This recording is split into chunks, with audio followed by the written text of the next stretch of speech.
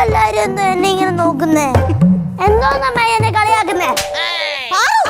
പാറുക്കുട്ടിക്ക് മൂക്കിൻ തുമ്പിൽ ദേഷ്യം. പാറുവേ, നീ എന്താണ് ഈ റൂമില്? ഇവിടെ നൈസിൽ എന്റെ മേശ തുറക്കാൻ നോക്കണം. എന്തോ മക്കളെ കാര്യം പറഞ്ഞേ? അവിടെ ഒരു മറയാണ്, മറ. എന്താന്ന് പറ. എഴുതിയിൽ എണ്ണയൊഴിച്ച് കേശുവും അമ്മായി. നമുക്ക് കുറച്ചുകൂടി ചൊറിഞ്ഞാലോ? ഒരു എന്റർടൈൻമെന്റ് ആയിരിക്കുമല്ലേ? അതെ.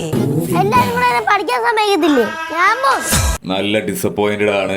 കാരണം നമ്മുടെ ലച്ചു സിദ്ധു ഒന്നും ഇല്ലാതെ പ്രൊമോ കണ്ടിട്ട് ഒരു രസവും എനിക്ക് കണ്ടിട്ട് തോന്നിയില്ല.